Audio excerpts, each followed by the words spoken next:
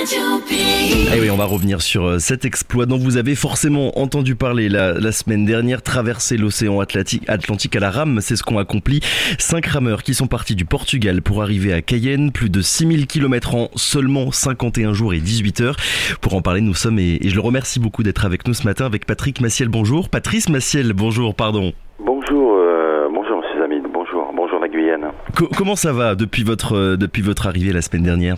Bah écoutez, comme je l'ai dit sur d'autres médias, je vais bien, je suis reposé, je suis apaisé, mon cerveau est équilibré maintenant parce que quand vous arrivez, vous avez la sensation de tanguer, vous savez, et ça va, j'ai retrouvé ma famille, mes amis, les partenaires, énormément de sollicitations pour moi. Vous voulez tous savoir un petit peu comment j'ai vécu cette aventure et donc je suis très heureux et très honoré de pouvoir vous la raconter. Voilà. C'est pas trop dur de revenir sur Terre après avoir passé autant de temps à naviguer. On entend souvent des navigateurs dire que lorsqu'ils sont sur la mer, ils se mettent rapidement à vouloir retrouver la vie sur la Terre pour retrouver leurs proches et que lorsqu'ils arrivent, leur première envie c'est de repartir. C'est votre cas, vous aussi ? Mais écoutez, non, non, j'ai pas cette envie. Au contraire, j'avais pour la deuxième fois, j'avais envie surtout de rentrer, quoi. Oui. Parce que j'ai beaucoup été éprouvé. Je veux dire, quand je suis parti, un de mes objectifs était celui de vivre une aventure particulière et notamment le vivre ensemble, chose que j'ai bien vécue, malgré le fait qu'on ait eu des hauts et des bas. Et j'ai compris que finalement je suis un peu solitaire, donc j'étais beaucoup plus à l'aise quand j'étais tout seul dans mon bateau parce que c'est comme ça. C'est plus facile de traverser l'océan seul que à plusieurs ? Je dirais pas ça. À certains égards, c'est une question de tempérament. Voilà. J'étais beaucoup plus à l'aise parce que voilà, je faisais ce que je voulais, j'allais, je venais. Non, en équipe c'est différent, mais c'est une expérience qui vaut la peine d'être vécue, tout comme en individuel, quoi. Voilà. Pour que tout le monde visualise bien cette traversée, votre embarcation, elle ressemblait à quoi exactement ? Eh bien, écoutez, elle est sensiblement plus grande que celle de Rame Guyane, beaucoup plus large, beaucoup plus haute, beaucoup plus spacieuse en fait. Si vous voulez, au niveau ergonomique, ils ont exploité vraiment tous les espaces. D'accord. Et c'est beaucoup plus léger, c'est un matériau beaucoup plus léger, elle est fabriquée en Angleterre, beaucoup plus maniable. Donc à certains égards, elle est beaucoup plus performante, on va dire, que le bateau de Rame Guyane, mais en même temps, ils ont tiré tous les enseignements du travail qui avait été fait sur la construction du bateau, qui avait été construit par des jeunes qui étaient en apprentissage à l'époque, avec un projet mené par la région de Guyane, me semble-t-il, qui avait mis des financements à disposition de l'association de voile, Guyavoile, me semble-t-il, ou l'école maritime de Guyane. Voilà. Mais c'est juste pour ça, et nous, comme on s'est arrêté, du coup, eux, ils ont repris le projet, ils l'ont façonné, ils l'ont amélioré, et ça donne un bateau qui se retourne, alors que nous, on est resté sur le vieux modèle. Mais en même temps, notre bateau, il est top, le bateau guyanais, il est super, je l'ai éprouvé à plusieurs reprises dans des grosses conditions et on n'a pas du tout à rougir de la qualité de notre travail. Et comment elle s'est passée alors cette traversée ? Ça va, c'est pas trop dur la vie à bord à 5 personnes dans un espace qui est aussi petit ?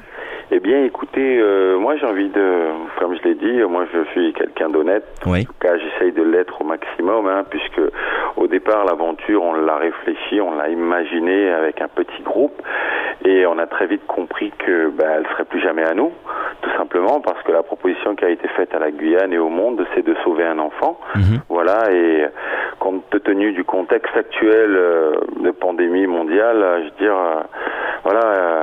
beaucoup de personnes se sont retrouvées dans ce projet, ont compris qu'il y avait une certaine forme d'humanité à faire ressurgir, parce que voilà, on a... Oui, parce qu'on va le rappeler pour les auditeurs qui ne le savent peut-être pas, mais il y avait aussi associé à cette traversée, en fait, une récolte de fonds. Oui, absolument. Donc du coup, ça a matché tout de suite, dans la mesure où des politiques, des partenaires privés et surtout la force vive du pays qui est la jeunesse, eh bien, ont mis en commun autour de ma personne, eh bien, la confiance et puis l'espoir qu'on pouvait réussir un pari assez dingue, quoi.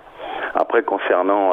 Donc vous étiez 5 sur l'embarcation finalement, mais beaucoup plus nombreux au-delà à vous suivre quotidiennement. Absolument. Et puis je veux dire, chacun de nous avons notre projet. Moi, le mien, il tourne autour de 3 pôles. C'est donc un challenge caritatif, celui également de représenter ma jeunesse, ma Guyane et la protection de l'environnement. On parlait de la biodiversité, de la nécessité de protéger notre environnement.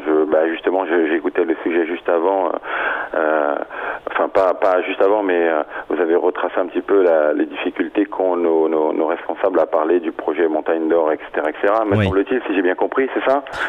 Alors, c'est pas exactement ça, c'est les problèmes au niveau de la commission d'enquête de l'Assemblée nationale sur l'orpaillage illégal. Mais il y a de l'orpaillage dans cette affaire, vous avez raison. Voilà, mais bon, ce que je retiens là-dedans, c'est qu'on parle de l'environnement surtout. Et donc, du coup, j'avais à cœur d'aller sur l'océan parce qu'il y a des choses que j'ai ratées en 2014 parce que j'avais pas ma caméra et tout. Et là, du coup, je suis allé confirmer cela. Et je peux vous dire que je suis un petit peu inquiet et en même temps j'ai de l'espoir parce que au niveau des Antilles, j'ai vu un article qui est passé et qui dit que les étudiants ont breveté, en tout cas l'université a breveté un projet autour de la sargasse qui pourrait servir justement pour absorber le chlordécone.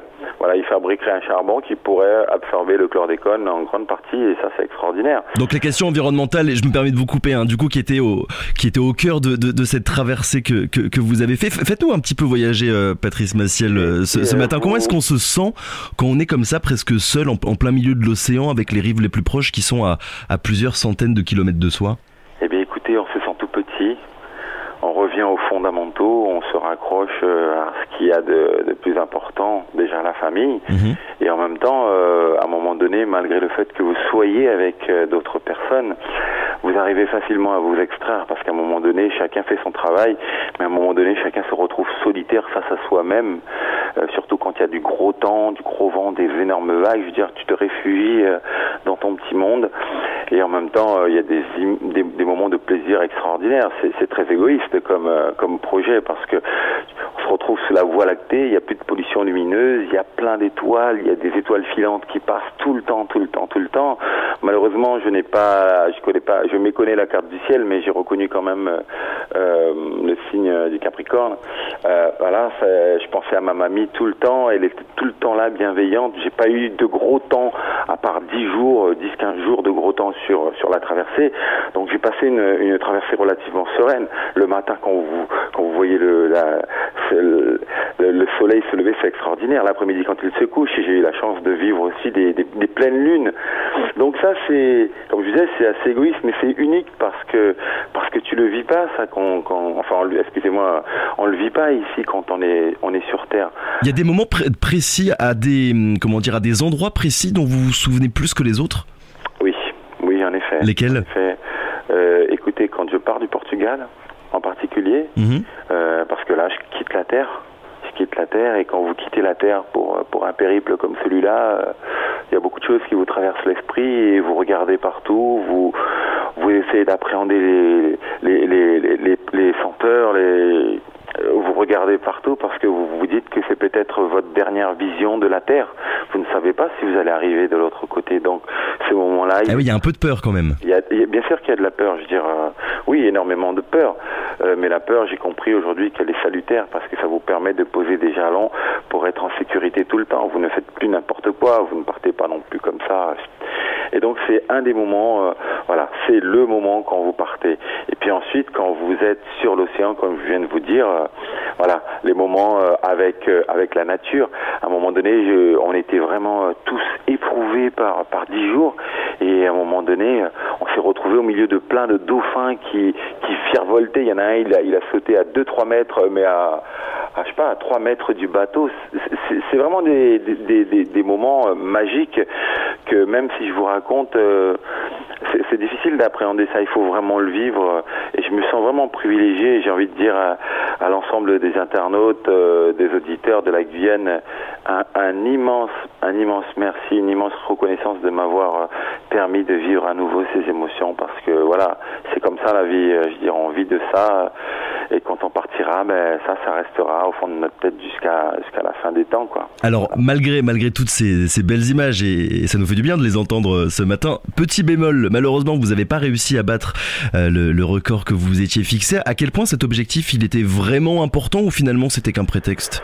Écoutez, en ce qui me concerne, il était important. Oui. En même temps, je suis un sportif, j'ai remporté quelques titres, petits titres modestement, mais c'est surtout l'expression du travail que je vois derrière.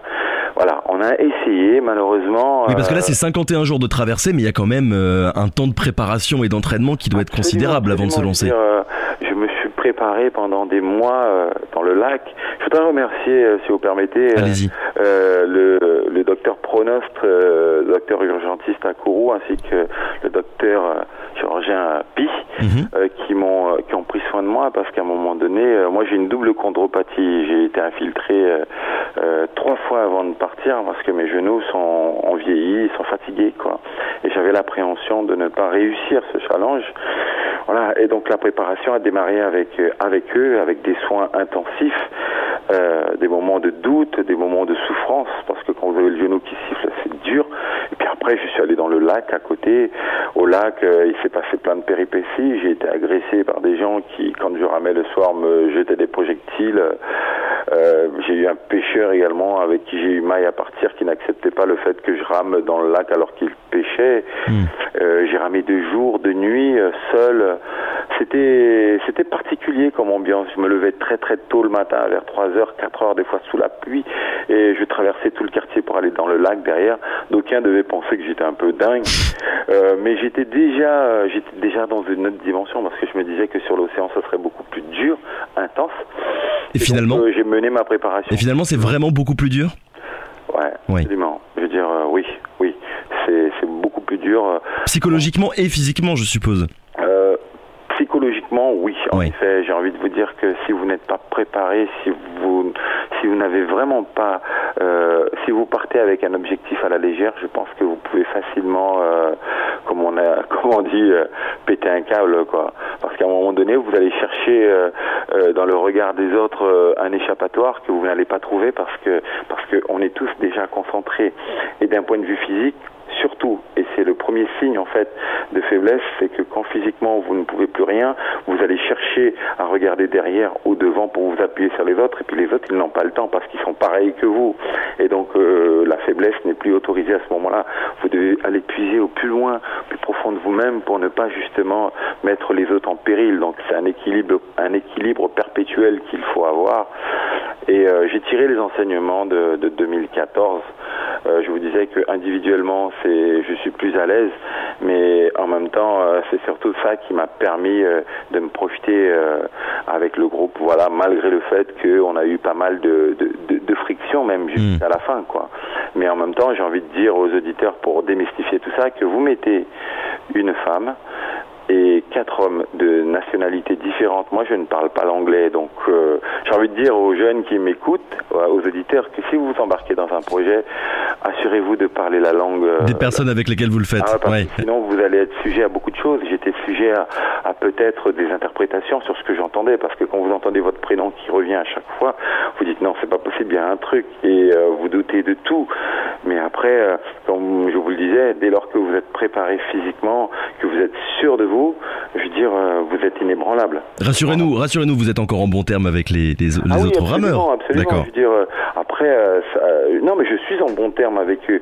Après, il appartient à eux de savoir où est-ce ce qu'ils vont garder de cette histoire. Parce que vous savez, ma formation, elle a démarré très jeune avec l'illustre équipe du Gel d'Art de Kourou. J'ai été formé avec des garçons qui font partie de ce que moi j'appelle affectueusement la Ridouvent. C'est la rue du Général de Gaulle, avec un état d'esprit, avec dépositaire d'une philosophie qui vient de très très loin, de créole guyanais, mais pour le coup sans mettre d'autres gens à part, qui avait une philosophie particulière, voilà. Et donc, on a appris que malgré tout, ce qui est important, c'est le résultat. Une fois que la bataille est finie, on se congratule, voilà, on se dit ce qu'on a à se dire, et puis c'est fini, quoi. Donc, en ce qui me concerne, j'ai pas de problème avec ça. Si demain ils veulent prendre contact avec moi, voilà. Et en même temps, je peux pas non plus faire fi de ça. Pourquoi ? Parce que j'ai un exemple extraordinaire. Je peux le dire là maintenant. C'est Giorgio, comme on l'appelait affectueusement King George. C'est un monsieur qui a 66 ans, qui est grec, qui vit entre les États-Unis et la Grèce, qui est docteur en informatique ou en mathématiques, je ne sais pas, je me rappelle plus trop, qui a fait le tour du monde, qui a fait des exploits, enfin qui a relevé des challenges sportifs extraordinaires et qui a eu malheureusement un cancer de la prostate là au mois de juillet. Il nous a rien dit, on a eu une absence de communication de lui pendant un moment. Pendant tout le temps, en fait, je vais vous dire, avant l'aventure, il est arrivé au dernier moment, monsieur discret, et j'ai compris à quelques jours de l'arrivée que, parce que c'était mon collègue de cabine, il souffrait toute la nuit, il souffrait à tel point que je m'imaginais qu'il était ailleurs. Et puis il m'a fait la confidence que il avait eu un cancer de la prostate, qu'il était en soins et qu'il avait à cœur de relever ce défi. Donc quand vous voyez un homme comme celui-là qui relève ce défi-là, vous pouvez pas le mettre de côté, évidemment. Voilà, vous pouvez pas le mettre de côté, donc cette amitié-là, elle restera pour la vie. Et puis c'est un exemple. Je pense que on a besoin aujourd'hui, dans les temps qui courent, de se rappeler que nos anciens ont déjà de la bouteille et qu'il est important de peut-être pas de faire comme eux, mais en tout cas de respecter leur vécu et de ne pas les oublier. Et de ne pas les oublier. Absolument. Patrice Massiel, merci beaucoup. On a déjà un petit peu dépassé malheureusement l'horaire. Merci beaucoup en tout cas d'avoir été avec nous ce matin. Et puis on le rappelle, on rappelle à tous les auditeurs que cette interview est à retrouver dans quelques minutes, dans quelques heures sur notre page YouTube. Voilà, je voudrais remercier le collège d'Apatou de m'avoir suivi, également le collège Auguste Dédé qui ont préparé un tas de choses et qui ont fait une petite cagnotte et qui vont nous remettre bientôt Madame Robot, voilà, et les écoles de Kourou bien évidemment, et ainsi que Moncineri Tonnégrande, les élèves de Moncineri Tonnégrande de cette génération actuellement m'ont remercié, m'ont soutenu, alors que c'était les petits frères. Ce sont les petits frères de ceux qui m'ont soutenu en 2014. Voilà. Le message est passé. Merci beaucoup Patrice Massiel. À bientôt. À bientôt, bonne journée. Radio Pays.